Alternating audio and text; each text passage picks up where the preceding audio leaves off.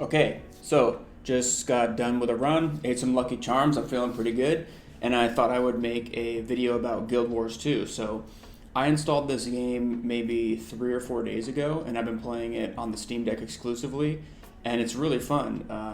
I had bought this game years ago and forgot about it, and when I logged in, I actually had a level 25 character uh, on my old account, and on my Steam free to play account, there was a second character that was not level 25. So, one of the things that you should know about this game going in is it has the same problem, if you want to call it that, that Final Fantasy XIV has. So, that problem being there is a Steam client of the game and there's an official standalone client, and those share completely separate accounts.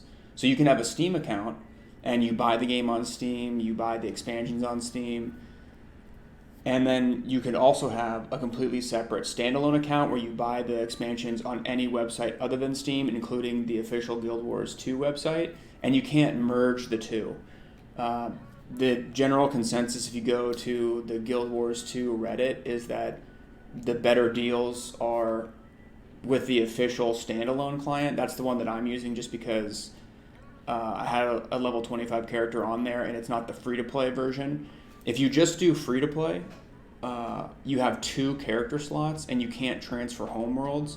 I don't know enough about the game to understand how big of a burden that is. There's also some other restrictions with free to play, and you can find a comparison online for the two. Obviously, the not free to play version is better. Whether or not it's better enough for you to spend your money on is another story, but I had a really easy time installing this. You have to have one launch option that you need to put in the launch properties. I will link that into the description so you can uh, type that in. I'll also have like a little image right here to show what it is. It's Portal or something like that. I don't remember off the top of my head. But yeah, let's get into the pros and cons, the performance, and what I think overall of this game on the Steam Deck. Okay, so first off, the performance of this game is fantastic. So the battery life, let's bring that up. It's saying 2 hours, but I was having about 3 hours before. Maybe this is more accurate, or maybe I'm just in a high traffic area, but it's obviously a lot less than World of Warcraft or Diablo 3. It's not as optimized, but I have never had a crash or really any slowdown at all. The launcher is oddly laggy, very laggy, and it's annoying to put your password in because of how laggy the key inputs are. But once you're into the game, I don't have a problem at all. Like, running around, there's no input lag or slowdown. I'm in the beginner areas. I don't know really how to get to maybe the newer areas are more graphically intensive, but it's been really nice playing this game. No problems whatsoever as far as the graphical fidelity, the performance goes. I am using, let's just go to the graphics settings, medium, and I changed something to make it custom. Let's see, maybe I made some of these low or something. The character quality I probably made high, but for the most part I am running medium.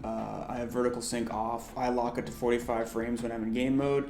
It's 60 frames, you can see in the top left right now, because I'm running through my capture card. But yeah, the game runs fantastic. Even in battle, I don't notice any frame drops at all. So I'm on the mount right now, but yeah, here's me running. There's dodging. But yeah, I really want to talk about the inputs, how the game controls, because it's kind of interesting.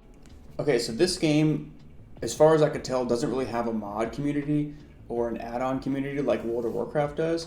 So I'm using the default UI, which seems to be the standard practice, and I'm using the regular, vanilla controller inputs that come with the game.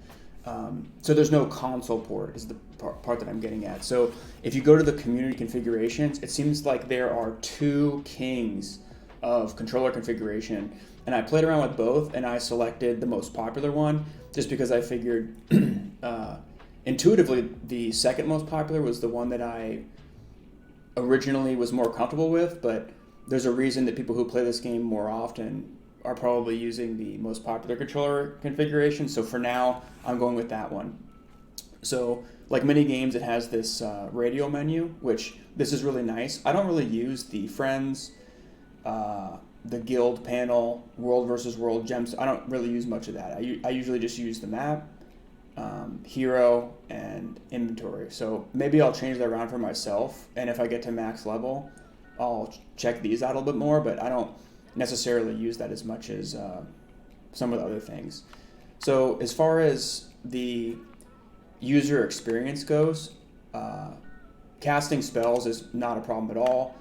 It's very intuitive. You have to remember what the controller configuration requires of you to press. It's not there's not a graphical overlay to remind you of what the keybinds are like there is with console port and World of Warcraft, which is a shame, but I don't really feel disadvantaged at all when I'm actually fighting monsters and stuff in this game.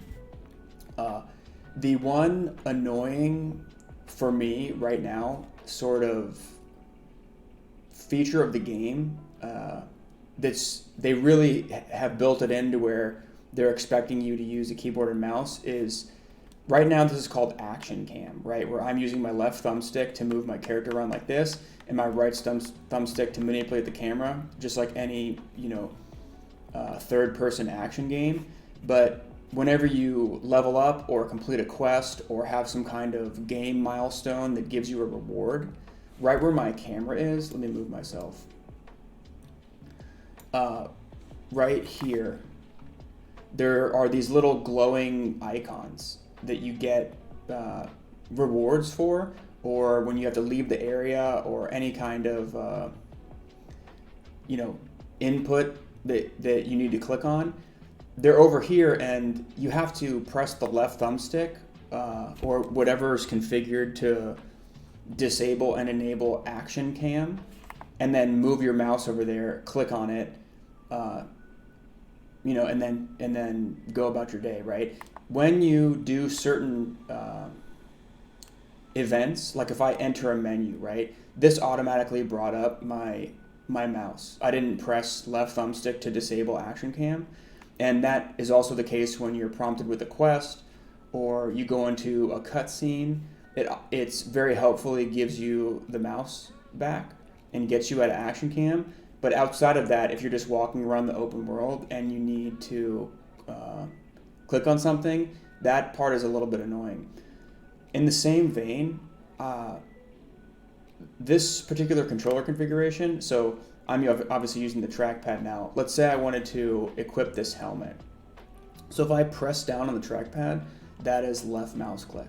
So in this game, if you double click a item, that equips it. So if I double click this, right, it'll equip it.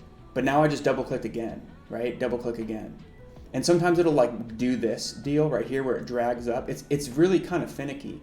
And if I want to destroy something, like let's say I wanted to destroy, I'm not using this anymore. Let's say I want to destroy it.